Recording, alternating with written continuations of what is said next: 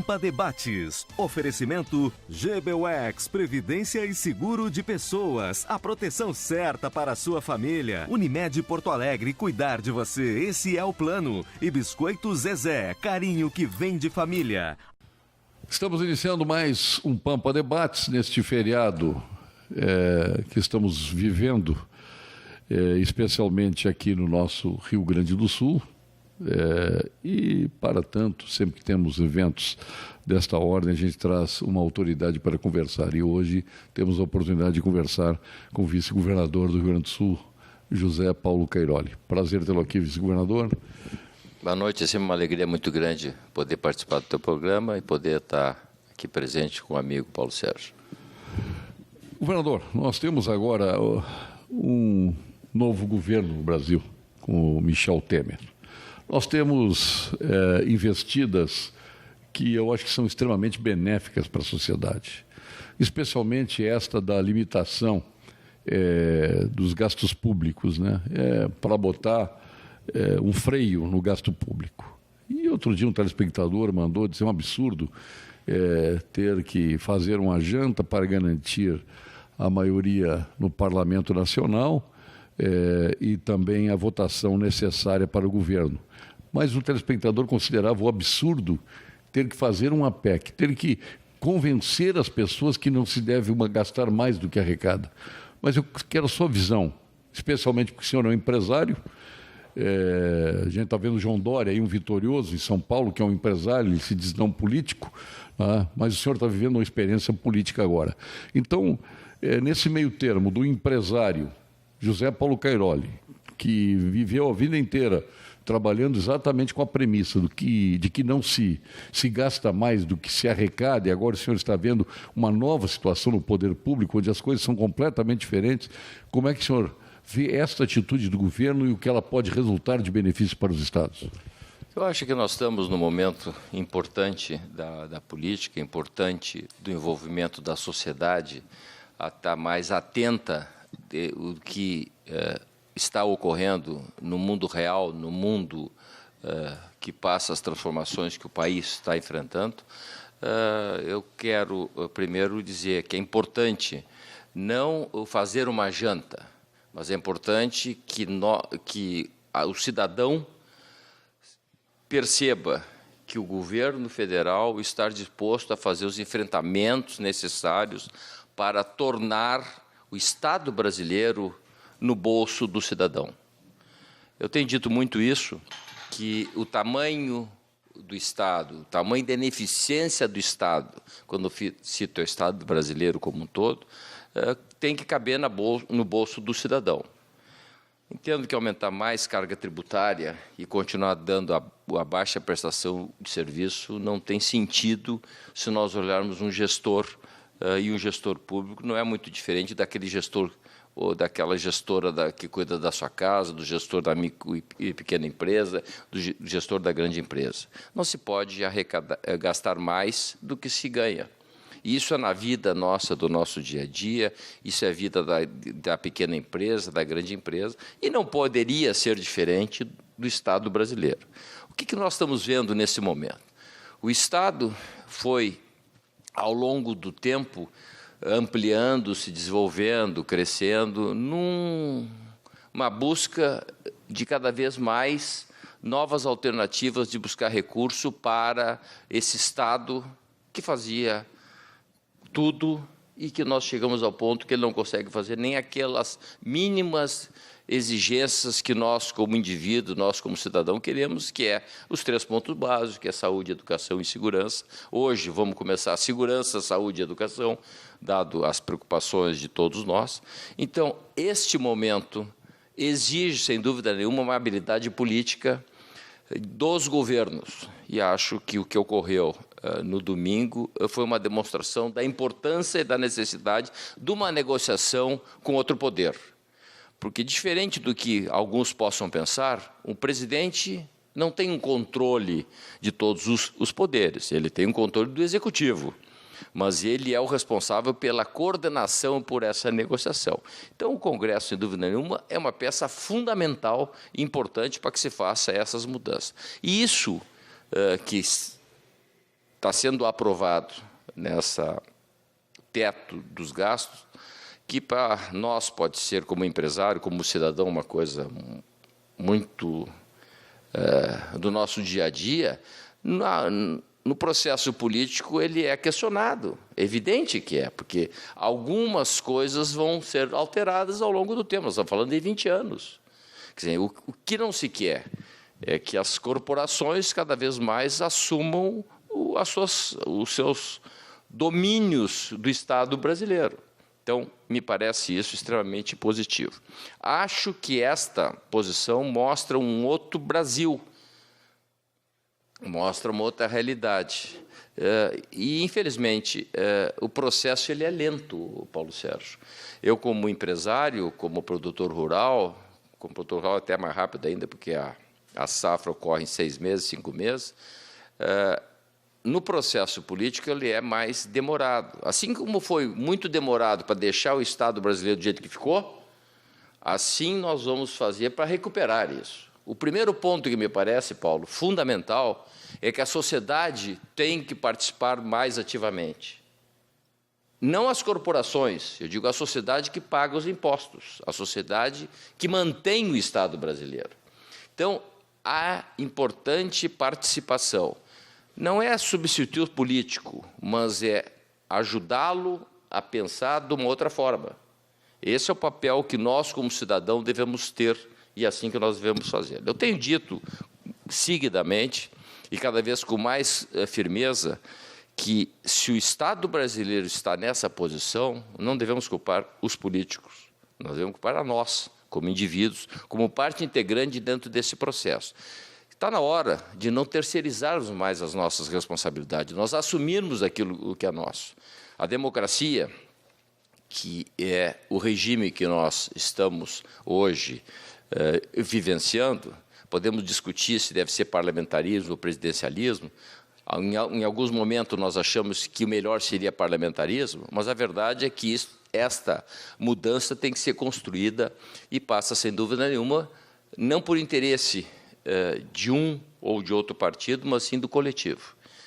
O que está nos permitindo, neste momento, é repensar o país como um todo. E aqui não cabe culpar o partido A, ou o presidente A, o governador B ou C. Parte que nós estamos hoje, e aí o nosso governador diz muito, nós estamos abaixo do fundo do poço. O que é? Mostra que o Estado não tem recurso para manter a estrutura que está aí. Quer dizer, o Rio Grande do Sul, que iniciou esse processo no nosso governo, muito bem, com muita habilidade, o nosso governador conseguiu, Sartori, repassar essa informação e que hoje nós estamos convivendo com as dificuldades do conhecimento de todos, não é diferente dos outros estados. Nós estamos falando hoje em 14 estados com uma situação também de parcelamentos. E isso, como diversas empresas. Isso é a realidade que nós estamos vivendo hoje. E é assim que nós temos que analisar. Então, é muito fácil, se nós somos contra o presidente de plantão, ou somos contra o governador de plantão, o governador que está atuando, é muito fácil eu dizer, não, isso, por que não fez tal coisa, por que não fez isso? A pergunta que eu tenho disso, o que nós, como sociedade, fizemos para não permitir que o Estado ficasse dessa forma? O Estado, eu quero citar o Estado como um todo, o Estado brasileiro. Então, o papel do Congresso e o papel do presidente e o papel das forças vivas é mostrar a importância que é de um gesto de fazer esta aprovação dessa PEC, que passa, sem dúvida nenhuma, por precisar 3/5 do Congresso. Então, ela é complexa, sem dúvida nenhuma. E tem outros poderes que estão questionando, porque ninguém quer ceder. Quer dizer, ou nós todos cedemos, Paulo Sérgio, ou nós todos cedemos, ou nós não teremos capacidade de aguentar esse custo, que é o custo que nós estamos bancando. Quer dizer, não é possível o país ter uma carga tributária de 36,7% ou 0,6% ou 0,8%, o número que quiser dar, e que vem aumentando de 20% até chegar nesse patamar, e nós estamos com uma saúde que piorou, uma educação que piorou e uma segurança que nós sabemos como está. Então, isto é que nós temos que fazer. Então, essa coisa, não é ideologia, eu quero o Estado maior ou o Estado menor, é o Estado que cabe no nosso bolso. Se couber no nosso bolso um Estado maior, ok, vamos bancar isso. Quer dizer, nós precisamos ter um Estado necessário. E seguramente não é esse que está aí, onde nós temos hoje um déficit nacional de 170 bilhões. Quer dizer, então, se tu projetar isso ao longo do tempo, se não for feito nada, nós nos inviabilizamos. Nós podemos chegar perto de outros países como Grécia e como tantos outros que tivemos que reestruturar. Isso não é um problema só do Brasil, é um ciclo que está terminando e que nós estamos vendo uma outra forma, que não é no Brasil, é nos demais países a mesma coisa, e todos estão tendo esse questionamento. Não é diferente do debate político nos Estados Unidos. Se olharmos o que ocorreu no domingo, o debate dos dois candidatos, trabalham muito dentro dessa linha também. Quer dizer, claro que eles têm um avanço muito maior que o nosso. Na realidade, vice-governador José Paulo Cairoli, nós vivemos uma sociedade onde os acontecimentos do hoje foram anunciados ano após ano ao longo de muitos anos. Eu me lembro, há 30 anos atrás, a gente olhava para a violência, né, que já era grande, a gente dizia, um dia Porto Alegre, o Rio Grande do Sul vai ser um Rio de Janeiro. E o tempo passou e nós chegamos num ambiente de Rio de Janeiro. A educação, no Brasil, a gente dizia, não, a solução da violência está na educação. Só que isso a gente ouve dizer há 40 anos e nada foi feito.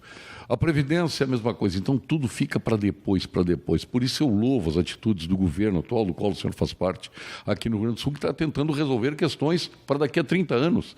E ela começa exatamente na Previdência. O governo federal está começando na educação agora. O governo federal está contendo gastos através de uma lei, porque se deixar ao bel prazer, realmente as coisas não acontecem.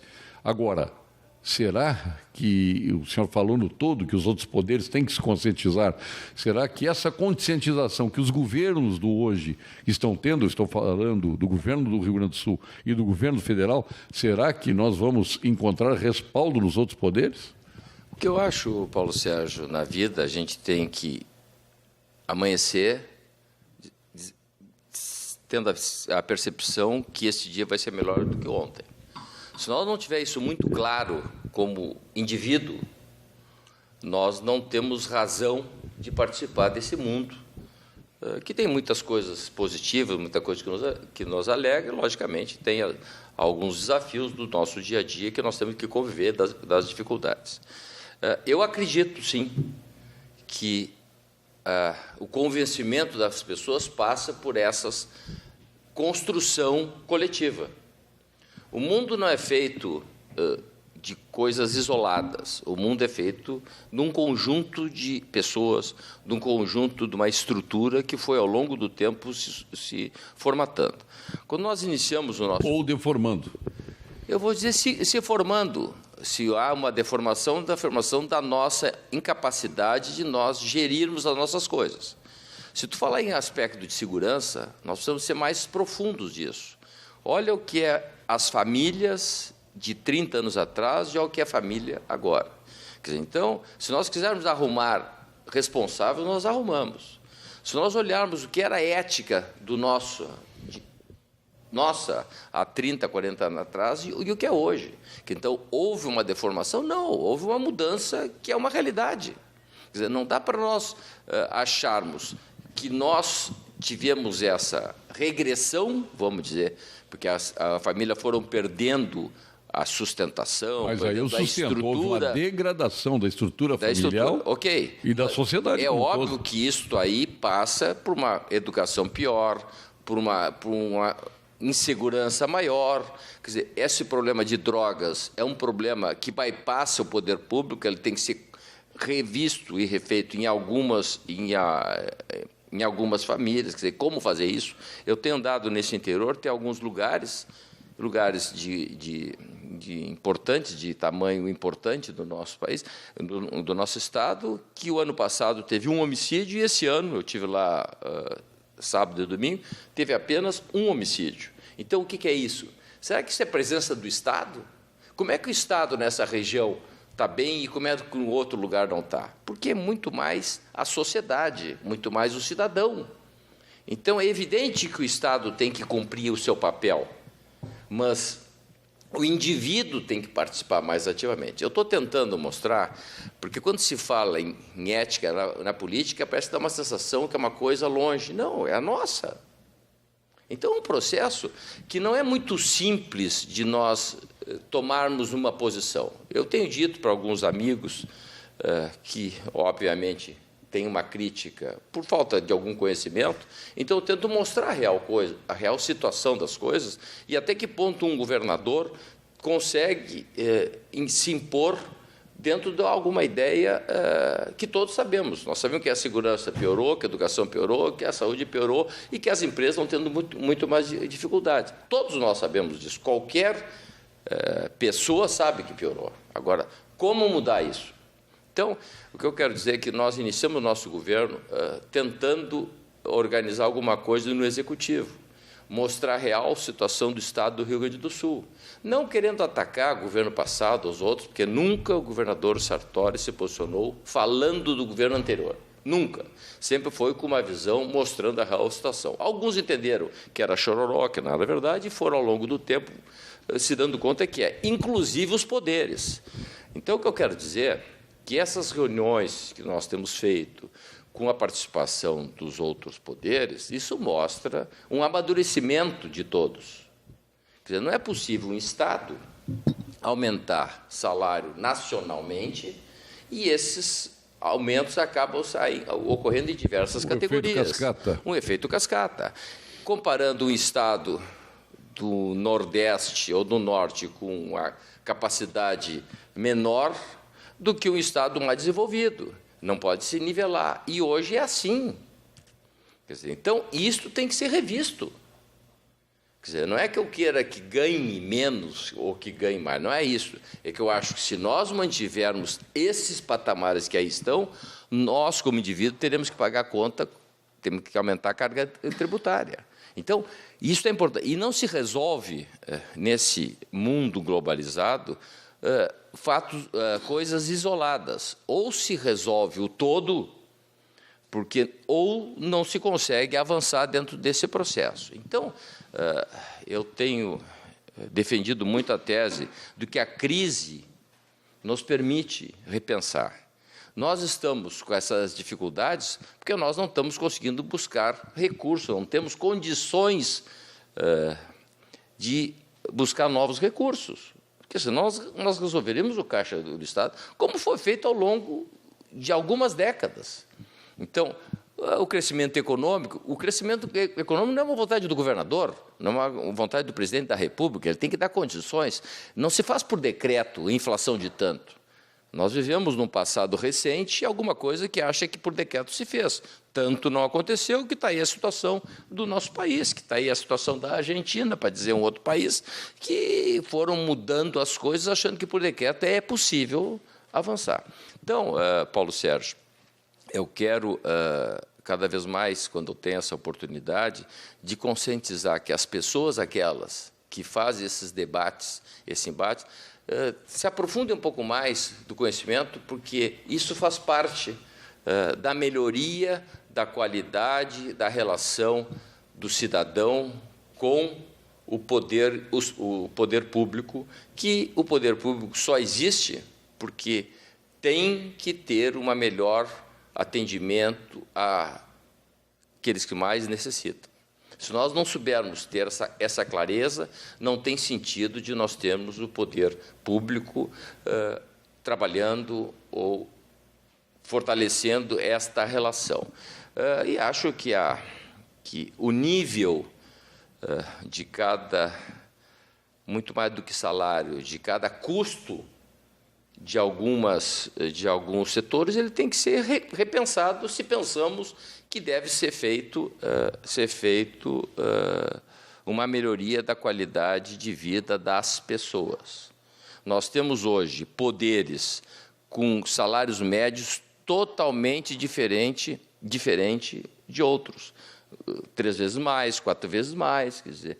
E a pergunta que se faz, é isso que nós queremos? Se a sociedade tomar conhecimento, e essa disposição que eu vejo, e essa disposição que o nosso governo, liderado pelo governador Sartori, está se dispondo, é que nós podemos mudar esta equação, que não vai ser nos nossos 4 anos.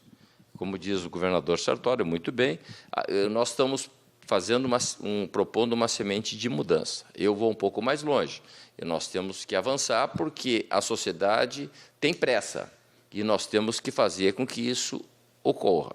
O que é essa semente de mudança? É que as pessoas participem mais ativamente do debate, que é um debate, não é um debate político, no meu entender, é um debate que nós, como indivíduos, queremos fazer para assumir a nossa função. O que eu quero dizer? O político está lá porque nós colocamos. Nós, como indivíduo, se nós colocamos lá ou terceirizamos... O político eleito, em qualquer situação, é o reflexo da sociedade, ele é o espelho da sociedade. Então, o que nós estamos vendo? Então, vamos lá na origem. Família, cada vez mais se desestruturando. Tudo é possível. Tem mais direitos do que deveres. Fizemos um processo, no meu entender, de regressão que fomos chegando aonde nós chegamos. Então, no meu entender, nós temos que recuperar e valorizar esse processo. Como? Com a participação. Primeiro, a consciência é que temos que mudar. E aqui não cabe dizer se eu sou de esquerda, de direita, se eu quero isso, eu quero aquilo. Todos nós queremos uma sociedade, uma qualidade de vida melhor. Que não é com o pequeno, com o médio, com o grande, não tem tamanho. A conveniência é uma vontade de todos serem mais felizes e, logicamente, a gente tem que se dispor a refletir e ver de que forma nós podemos mudar. O problema, quando se fala exatamente na questão das desigualdades, ela começa exatamente entre os poderes. Eu sei que o senhor está se referindo aí ao Judiciário, ao Ministério Público, enfim, que tem um comportamento diverso do Estado.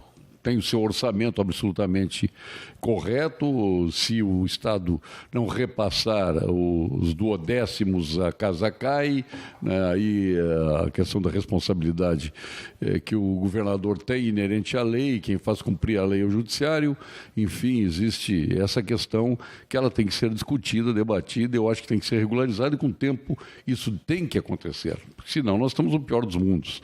Então, são essas questões que os problemas afetam o Executivo e não afetam o Legislativo nem o Judiciário, quando deveria afetar todos. Tá? A questão do orçamento tem que ser proporcional, nem a receita, tem que ser proporcional ao que sobra dessa receita. Tá? É esse o problema. O que eu acho, Paulo Sérgio... Aí na questão dos salários, né? Desigualdades de quem exerce a função pública.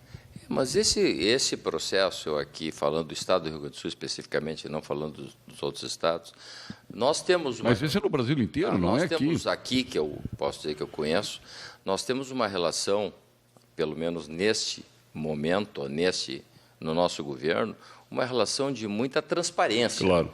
De muito diálogo, onde, logicamente, nós mostramos a real situação e a dificuldade que nós temos. Então, nós estamos compartilhando muito cada um dentro da sua visão, é evidente dentro da sua visão. O que eu quero dizer com isso? Se os outros poderes estão numa situação diferente do que essa que está colocando, foi acontecido ao longo do tempo. Sim, claro. Quer dizer, e cada um foi avançando dentro daquilo, colocando o seu assunto mais importante como Estado. Quer dizer, não é muito diferente dentro de uma empresa. Se não tem um grupo de pessoas que pensa no todo, cada um pensa no individual. Isso faz parte do ser humano. Então não é para culpar que o poder A ou o poder B estão... tendo um benefício diferente daquele alcançado por outro poder. O que eu acho é que nós temos que repensar isto. Quer dizer, um Estado que não tem capacidade para pagar esse custo. Como fazer? Como fazer? Quer dizer, não é uma vontade nossa nós temos segurança que nós vamos avançando, como temos feito, e vamos estar nos 4 anos nesse empenho, e temos a certeza, Paulo Sérgio, que o Estado será outro passado esse nosso período. Isso, nós temos uma clareza disso, onde nós tem que ser sentido pela população, mas nós podemos apresentar os números necessários. Não cabe aqui ficar narrando as coisas como eram, como estão e como vão ficar. Primeiro tem que ter uma percepção, que a gente sabe que essa percepção hoje não existe. Por que não existe? Nós temos um problema político gravíssimo no nosso país, que continua ainda, quer dizer, tentando dar uma melhorada, que é o que parece que a gente está vendo, vislumbrando alguma coisa. Isso gerou um processo econômico profundo. Esses que dizem que existe crise econômica no mundo não é verdade. Não é o que mostra nas economias. Então, é um problema nosso gerado por uma instabilidade política gravíssima. Então, hoje, o Brasil é visto como um potencial lugar de grandes investimentos, mas precisa ter uma segurança jurídica, uma segurança política. O que tem de positivo que eu vejo de tantas outras coisas? O Brasil, com meio dessa crise, desse acerto de contas, que não é do setor público, porque envolve a todos, a estrutura de Estado, e aí eu cito todos os poderes, tem dado a sua contribuição, tem participado, e o país tem tido uma linha de ação. Podemos questionar alguma coisa, se a forma, se ela tem que ser apresentar menos factóides, menos coisas. Aí nós vamos discutir a forma. Mas a verdade é que as instituições de Estado elas estão sendo muito firmes e muito positivas. Então, isto me parece que há um amadurecimento nosso que tem que ser respeitado, tem que ser preservado. Eu gostaria que encerrasse esse processo que nós estamos vivendo, Lava Jato e tantas outras coisas, mas o problema é dizer quando. Quer dizer, até quando? Quando o último corrupto for preso. Pois é, mas esse é um processo que não existe corrupto sem corruptor. Que o último corrupto e o último corruptor foram presos. Então, nós vamos levar um bom tempo aí. Vamos levar. Então, vamos levar. Eu gostaria que isso aí desse um basta, porque a economia precisa crescer, porque vai gerar emprego, vai gerar renda, e o Estado tem capacidade para o crescimento, e não para nós estarmos com 3,2% de queda. O ano que vem nós vamos estar com 1% de crescimento, que talvez nem dê, dependendo dessas ações políticas. Eu quero reiterar minha posição de sempre. Eu não acho que juiz, ou procurador, ou promotor, ou desembargador esteja recebendo além do que deve. Eu acho que estão recebendo aquilo que deveria ser justo. Porém, no momento que está vivendo o Brasil, essa disparidade começa a aparecer. Acho que juiz, desembargador, promotor, eles têm que ser muito bem remunerados. Mas não é só o poder. E sou favorável ao auxílio moradia para o judiciário. Por quê? Porque, no fim das contas, ele representa a economia. Porque aqueles desembargadores, promotores e procuradores que poderiam estar se aposentando e gerando outra vaga, porque é um trenzinho, né? Sai um desembargador aqui, entra o outro lá por trás.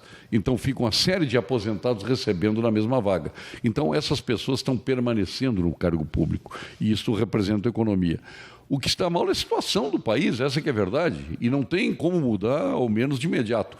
E o Executivo também tem seus pecados, porque não é possível estar aí um brigadeiro se aposentando aos 48, 50 anos de idade. Outro dia mandaram um torpedo aqui para o programa, dizendo que não, o policial militar tem que se aposentar mais cedo porque chega de correr atrás de bandido. Eu tenho os meus amigos coronéis da Brigada que jogam futebol comigo e já estão jogando aposentados há mais de 10, 15 anos. E olha, estão correndo como nunca, né? Atrás da bola, não é atrás de bandido. Então, são essas coisas que tem que resolver. E aí o governo está fazendo certo, porque está jogando a solução. Eu acho que para os próximos 30 anos nós vamos ter um outro Rio Grande do Sul a partir do que está sendo feito hoje.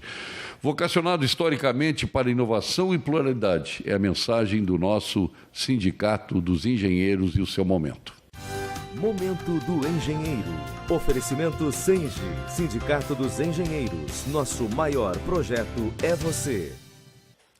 Pois é, meus amigos, o Senge está vocacionado historicamente para inovação e pluralidade. Os sindicatos de engenheiros do Rio Grande do Sul atua com vigor desde a sua fundação em 1942, sempre na defesa e valorização dos profissionais representados. Ele é pioneiro na qualificação profissional e na modernização dos serviços e benefícios oferecidos aos seus associados. O Senge contribui através do conhecimento técnico de seus integrantes nas grandes discussões e nos projetos de desenvolvimento econômico e social. Isento de qualquer influência política e partidária, opera com modernas técnicas de gestão e assim projeta-se ao futuro como uma opção de valor aos milhares de associados e de suas famílias, contribuindo na construção de uma sociedade mais justa para todos os brasileiros. Acesse o portal do Senge e saiba mais. Sindicato dos Engenheiros, nosso maior projeto é você. Lembrando que chegou o aplicativo da Unicred Mobile. Com ele no seu celular dá para consultar saldos, extratos, lançamentos, realizar qualquer outra operação financeira que você desejar. Acesse unicred.com.br/Unicred Mobile e baixe já o seu, que está disponível para iOS e para Android. Verifique ainda a possibilidade de associação na Unicred da sua região. Unicred, mais valor para você. Vice-governador, questão da segurança pública. O senhor esteve aí chefiando o gabinete de crise até a indicação do secretário César Schirmer para a função, que foi muito debatida, foi controversa. Acho que esse assunto já pertence ao passado, as pessoas já assimilaram tudo isso. E nesse período aí a segurança deu uma melhorada acentuada, é perceptível isso, embora não tenha atendido aí naquilo que a sociedade deseja. Mas isso já é fruto da nova gestão? O senhor sente de parte do governo que o senhor está na gestão que a ação do novo secretário já possa ter produzido essa melhora que a sociedade está sentindo? Eu acho que não tenha dúvida que o maior problema que nós temos hoje já vem vindo há algum tempo, é o problema da insegurança, ou da sensação de insegurança. Isso nós vivenciamos antes da decisão tomada pelo governador, da aceitação da saída do secretário, que fez um papel importante no policiamento, nessa área de segurança, e coube a nós, num período curto, fazer uma ação que nada mais foi do que dar uma organizada dentro daquilo que a gente acha que poderia fazer para dar uma melhor condição, uma sensação de segurança. Todos esses processos, eles são os processos lentos, porque entre a decisão e o ato de contratação dos policiais, ele demora algum tempo, mas o importante é que se tomou uma decisão política de que é prioridade resolver ou minimizar esse problema gravíssimo que atinge a todos os níveis sociais. O ingresso do secretário Schirmer, ele agrega, além da sua experiência como gestor, além de um hábil político, agrega, sem dúvida nenhuma, esse conhecimento do Estado. Já foi secretário da Fazenda, foi secretário da Agricultura, foi chefe da Casa Civil, deputado, enfim, tem um bom conhecimento e sabe muito bem. E hoje nós participávamos de uma reunião dos secretários e pôde ter a noção dele não só de segurança como de Estado. Eu não tenho dúvida que essa sensação de melhora tem a participação ativa dele. Ele está dedicado e utilizando a nossa estrutura e adequando aquilo que precisa ser feito. E eu quero aqui, tenho insistido isso, valorizar a Brigada Militar, que tem tido um trabalho exemplar, que nos entusiasma, logicamente, com as faltas de recurso humano. A Polícia Civil, que é muito... que melhorou nesses últimos 30 anos. Belíssimo trabalho na área de investigação da Polícia Civil, é fantástico. Se olhar 30 anos atrás o que era a Polícia Civil e olhar agora, é outra polícia, quer dizer, então temos que valorizar.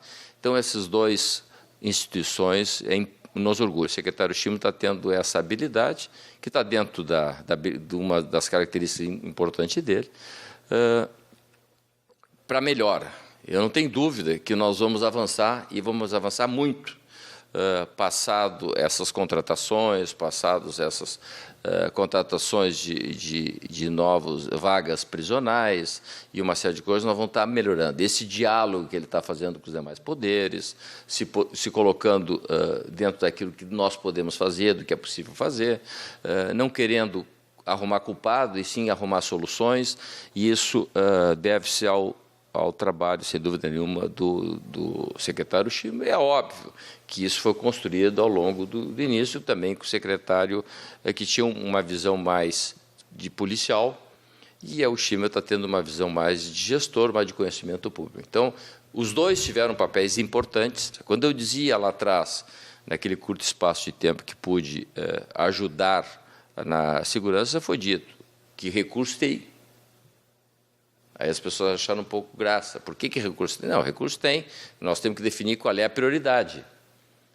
Porque deixa de tocar num setor ou tocar numa área e colocar na outra. Ou aqui há melhor aquilo que é mais importante. Posso dizer, vai melhorar. E nós precisamos criar mecanismos de que o Estado participe ou se envolva mais nas crianças, nos menores, de colocar na escola, de fazer tempo integral. Então, isso é um processo social que exige muito mais esforço do que recurso. E os presídios, vice-governador? Nós temos já no nosso projeto fazer 6 mil vagas prisionais. Ainda nós não cumprimos a nossa defasagem, que é 11 mil.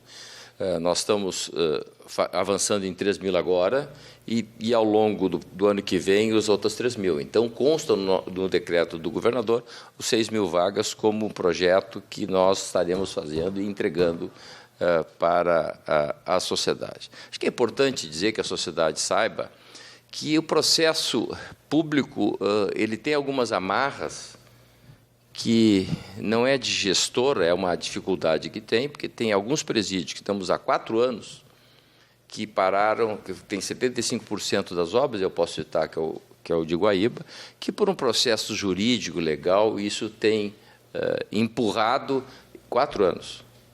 Começou no governo Ieda, parou no governo Tarso, no meio, e que agora nós estamos retomando.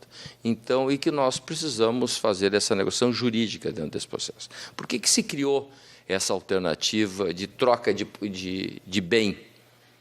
Nós entregarmos um bem por construção de presídio, que é a forma mais rápida e que não há necessidade da licitação entre construtoras para poder fazer, por exemplo, para correr o risco de iniciar a construção e não consegue fazer. Então, isto são atitudes e coisa como nós estamos dizendo. Se nós mantivermos fazendo sempre da mesma forma, nós vamos ficar sempre do mesmo jeito que nós estamos. E a gente sabe que a forma que nós estamos ela está errada e que precisa ser mudada.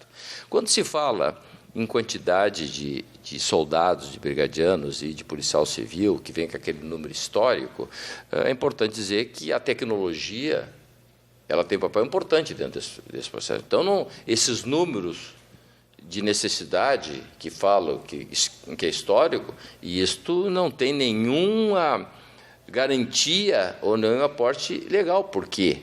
Porque nós temos hoje tecnologia, temos hoje inteligência que não tínhamos há 30 anos atrás. Bem colocado. Então, não dá para a gente olhar que falta 20 mil brigadianos. E tem a lei de responsabilidade fiscal também, que convenhamos, né? Tu não pode botar mais funcionários para não ultrapassar os limites estabelecidos pela lei na folha de pagamento. Para quem conhece alguns países, vem que as câmeras e que não tem um policial na rua.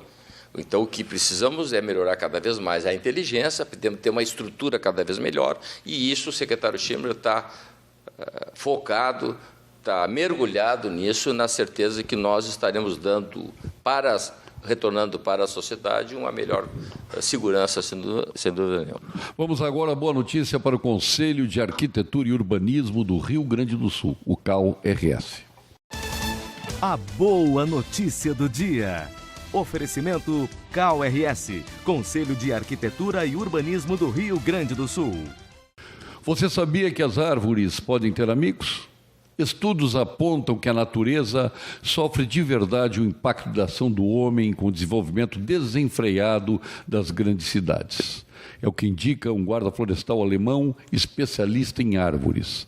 Em A Vida Escondida das Árvores, ele conta que elas podem fazer amigos e cuidar uma das outras, com uma família. Segundo este especialista, não sabemos nem a metade do que acontece sob a terra. Ficou curioso? Será lançado em breve o documentário Árvores Inteligentes, que traz mais informações sobre o assunto. Esperamos pelo filme também aqui no Brasil.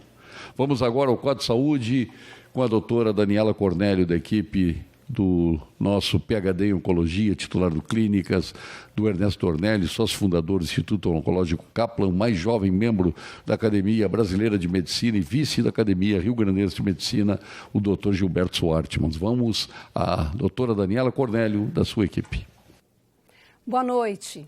Sou a doutora Daniela Cornélio, médica mastologista do Instituto de Oncologia Kaplan, e hoje nós vamos falar um pouco sobre os cistos mamários. Encontrar cistos em exames mamários de rotina é algo muito comum, mas que muitas vezes gera dúvida e preocupação nas mulheres. Então vamos entender um pouquinho melhor essa condição. Os cistos simples são como saquinhos cheios de líquido que se acumulam dentro da glândula mamária.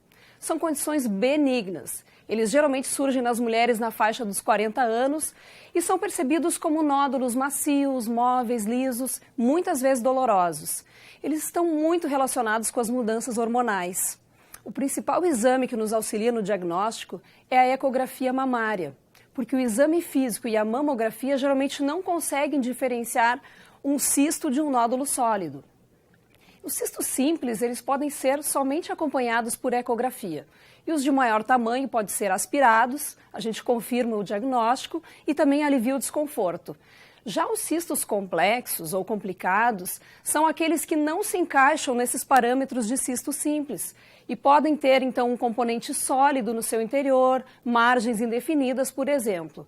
Estes complexos devem ser cuidadosamente avaliados e manejados por especialistas. Boa noite.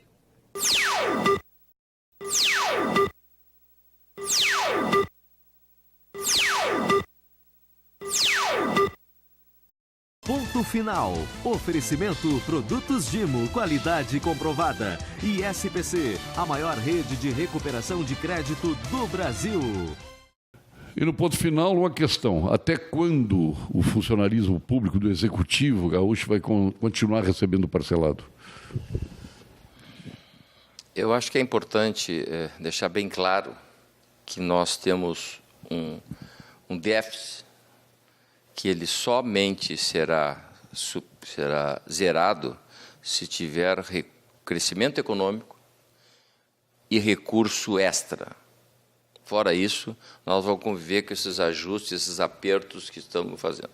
Nós estamos contratando novos servidores na área de segurança e toda essa área social e, logicamente, aumenta mais ainda a nossa folha. Então, o processo precisa ter recurso novo, receita nova, para a gente poder superar. Mas eu vou voltar um pouco nesse parcelamento, que nós já estamos para o 8º mês, e vai ser todos os meses assim, onde nós estamos conseguindo pagar o salário até o dia 10, dia 11, e aí, em alguns salários com valores um pouco mais altos que estão tendo essa dificuldade.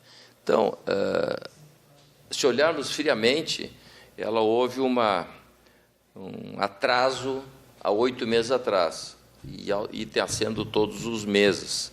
E a real situação, Paulo Sérgio, é que não tem nenhum gestor público, nenhum governador que não gostaria de pagar o salário em dia. Claro. Não tem nenhum gestor público que não gostaria de corrigir o salário dos seus servidores. Quer dizer, mas nós temos que olhar com responsabilidade para não cometer os erros que se cometeu no passado, por diversas razões. Nós não estamos conseguindo, porque nós não temos espaço fiscal para buscar recurso novo. Por que temos dificuldade de conseguir recurso do governo federal? Porque o federal também não tem recurso. Então, não é o partido do governador, não ser o mesmo partido, dando a sensação que isso influi. Não. O problema nosso é falta de recursos. Nós temos trabalhado intensamente, o governador Sartori tem ido diversas vezes a Brasília, o secretário Feltz tem participado com isso. Nós temos algumas proposições que estamos avançando e que elas vão ser, no momento certo, nós comunicarmos. Por que disso? Porque no momento que nós dissermos o que nós estamos construindo, isto pode vir em prejuízo de uma negociação que passa por esse acerto financeiro, contábil, político, todos. Como tantos, assim como se fez alguns processos. E temos que rever a estrutura do Estado. E esse é o esforço que estamos fazendo. Rever o que significa, dizer, olhar de que forma nós podemos ser mais eficientes com custo menor. Esse é o resultado. Alguma perspectiva de receber a Lei Candir, de fazê-la ser cumprida? Não. Se nós olharmos as empresas, e eu convivei no Grupo Ipiranga, o que era o Grupo Ipiranga nos anos 70, o que foi nos anos 80, o que foi nos anos 90, todas as empresas sofreram os ajustes de gestão. Nós, no passado dos anos 70, a empresa vivia com ganho financeiro sempre. Depois nós adequamos a ter ganho real. Ajuste, nós tínhamos diversos níveis, fomos reduzindo, tínhamos diversas áreas, fomos enxugando. Quer dizer, isso é um processo de quê? De geração de riqueza, geração de renda, e fomos melhorando, gerando mais lucro e coisa. O que o Estado fez? Ele ficou se deformando ao longo do tempo e não houve mudança estrutural. Se nós olharmos as fundações, a estrutura do Estado, ela começou lá nos anos 70, e ela foi avançando e não foi reestruturado nada. Então, não pode ser muito diferente, na minha visão, e eu estou cada vez mais convencido que estou na vida política partidária, na executiva há pouco tempo, mas estou extremamente convencido que nós temos que rever tudo. O rever tudo não quer dizer partir para uma estrutura menor. O reduzir tudo é ver se isto traz o benefício que está sendo proposto na origem do negócio. Então, tem muita coisa que não. Muita coisa a gente pergunta por que existe. Qual é a finalidade? É para gerar recurso, colocar companheirada, ou é para melhorar aqueles que pagam, que é o cidadão? Então, esta mudança, que é uma mudança conceitual, que nós temos que ver. O cidadão está satisfeito com o Estado que existe? Não está. Não é com o salário do governador, não é com o salário do secretário, é com a estrutura como um todo. Quer dizer, um Estado que tem um salário médio bastante baixo tem que ser olhado de uma outra forma. E é isso que nós estamos nos propondo. Isso nós temos muito claro, que o nosso compromisso é com esse Estado mudar e dar uma prestação de serviço mais adequada. O senhor disse que não tem a mínima perspectiva do Estado fazer cumprir a Lei Candir. E, obviamente, a gente sabe que não. A gente sabe que não tem, né? Agora, na questão estrutural, a gente olha aí, o senhor está falando de novos investimentos, o senhor falou na Ipiranga, a Ipiranga foi embora daqui, o Poder Decisório foi embora daqui, agora o Grupo Vãopar com a Fenza, o Grupo Tumeleiro, os Grandenes, a Aurora, e por aí as coisas acontecem. E isto não é um problema nem do Estado, isso é um problema da globalização, né? Está acontecendo no Brasil inteiro, né? O problema não é a Vãopar ser vendida para a Fenza ou o Tumeleiro ser vendido para um grupo francês, né? Porque isso é globalização. O problema é quando as empresas fogem do Rio Grande do Sul. Elas continuam com o mesmo dono e daqui saem, em busca de novos rumos, de melhores impostos, de leis que lhes favorecem fora daqui, de incentivos fiscais e tudo mais. Como conter esta debandada? Eu acho que nós temos aqui algumas coisas que têm que ser colocadas muito claramente. Nós temos, a nível nacional, a melhor mão de obra, e isso não é uma conversa de político, é uma realidade. Eu fui 6 anos presidente da Confederação das Associações Comerciais e pude perceber naquela época exatamente isso. Lá atrás havia incentivos fiscais, havia uma série de benefícios que hoje todos os estados dão os mesmos. O que muda o Sul e Sudeste? Que não tem fundos de desenvolvimento que existem nos demais estados, inclusive na Bahia, inclusive no norte de Minas. Quer dizer, então, nós não temos fundo de desenvolvimento. Nós temos um estado que tem um crescimento econômico numa metade diferente da outra metade. Então, cabe para nós, sim, termos fundo, que isto muda sensivelmente a estrutura do Estado. O que nós precisamos, é isso que nós estamos fazendo, é dar uma segurança jurídica do cumprimento dos nossos contratos. E isso nós estamos fazendo no dia a dia, isso nós estamos fazendo no meio ambiente, nós estamos trazendo empresas para cá, nós temos mais de 13 bilhões de recursos de empresas que estão vindo para o Rio Grande do Sul. Nós fizemos um investimento, trouxemos investimento pela segurança que nós garantimos de contratos que foram feitos, de negociações políticas, sem dúvida nenhuma, mas compromissos que nós estamos firmando. Quer dizer, um estado do Rio Grande do Sul, coisas simples, nós não tínhamos transporte aeroviário no nosso estado. E foi uma decisão política, logicamente, com redução de alíquota de imposto, mas, no mesmo momento, ampliação. Então, o estado não perdeu receita. O Estado manteve e cresceu a receita num ponto que eu vou dizer simples. Se nós olharmos no leite, olharmos nos queijos, olharmos no iogurte, também as empresas, nós temos o cuidado de olhar setor por setor. Agora há pouco, com arroz, que foi a semana passada, um debate que levou de fevereiro para cá, onde se construiu um acerto entre indústria, produtor, sem prejudicar o consumidor. Então, fortalecimento. O que o Estado precisa, Paulo? Ter mais empreendedores, ter mais produtores e ter indústrias. Esta equação é que é o nosso papel e é isso que nós estamos trabalhando fortemente, de como nós podemos, fazendo parte da federação, ter o Estado que está na ponta do consumo, porque nós não estamos no centro do Mercosul, porque não existe Mercosul, nós estamos na ponta do consumo. Como é que nós nos viabilizamos e que as empresas, primeiro, se manter aqui, que eu acho que é um papel importante, que é do gestor público. Como nós mantermos as empresas que estão aqui. Com relação à venda de uma empresa para um para outro, isso faz parte do processo, como foi os bancos. Nós estamos mantendo o Banrisul. Mas agora, há pouco, o Citi vendeu, quer dizer, o Itaú comprou. Comprou. Então, isso é uma mudança, sem dúvida nenhuma. Como o Bozano Simpson comprou o Meridional e que, por sua vez, foi comprado pelo Santander. O que nós não podemos, Paulo Sérgio, é viver de passado. Nós não podemos dizer algumas coisas. Nós tivemos um papel importantíssimo no nosso país, que foi o desenvolvimento e o crescimento do país. Então, eu mexo um pouco. Nós tínhamos que ter uma lei Candir, de receber impostos por os empreendedores que saíram do Rio Grande do Sul. Nós temos que ser agora, meu caro Paulo Sérgio, um pouco mais egoísta. Nós temos que olhar para dentro de nós, para dentro do nosso Estado e tentar segurar os talentos que nós temos e que são diversos aqui. Então, nós temos uma série de áreas de tecnologia que estão muito bem avançadas no nosso Estado e nós temos que valorizar cada vez mais. Nós estamos trabalhando com concessões públicas, seguramente o ano de 2017 teremos bons avanços.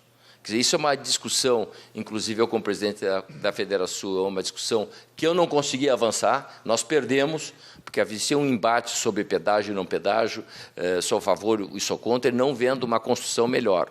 Isto eu acho que é uma evolução. Só se evoluiu porque a crise está exigindo que se pare e que se reflita e não discuta ideologicamente coisas que só prejudicaram o nosso Estado. Muito obrigado, vice-governador José Paulo Cairoli. Foi um prazer tê-lo aqui e desejando, obviamente, sucesso para o governo Sartori, sucesso do governo dos senhores é o nosso sucesso, é o sucesso da sociedade. Não podemos torcer contra.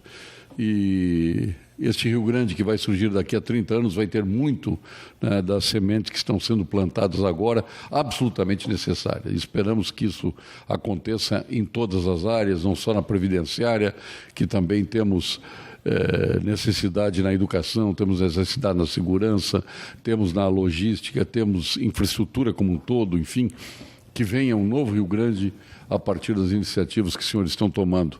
E as iniciativas que necessitam hoje, elas dependem do chamado direito adquirido, isso a gente entende, e nesse, infelizmente, ninguém mexe, né? As corporações dominaram. Há que vencer, ao menos, para esse futuro longínquo ainda, mas que o governo do Estado tem um papel importante para que isso aconteça. E caiu na sua mão, caiu na mão do governador Sartori que se faça essas mudanças para um novo Rio Grande. Um longínquo novo Rio Grande, mas que ele venha. Obrigado, nosso vice-governador José Paulo Cairoli. Bom, eu primeiro quero agradecer essa oportunidade e dizer, Paulo Sérgio, eu me sinto gratificado por dois pontos. Primeiro, ter um parceiro que o destino fez eu escolher o Sartori, que tem a clareza que nós temos uma missão e que temos que cumprir a ela, doa a nós. Isto eu acho extremamente importante, e a firmeza e a seriedade como está sendo feito e sendo construído no nosso governo. Segundo, para que uns possam achar isso um pouco antagônico, é ter essa oportunidade, no momento de profunda crise, eu estar fazendo parte de um governo liderado pelo Sartori.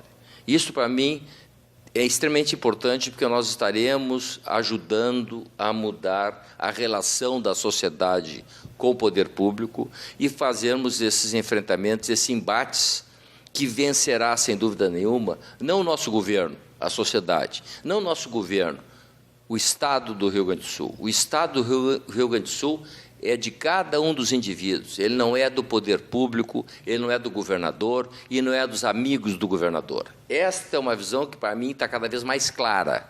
E ainda bem que eu saí da minha zona de conforto e vir tendo que o destino me trazendo aqui, ter essa oportunidade de estar, neste momento, fazendo parte da mudança que estamos fazendo no país e que estamos fazendo no Rio Grande do Sul. Obrigado novamente ao vice-governador José Paulo Cairoli. Nós retornaremos amanhã com mais um Pampa Debates. Até lá.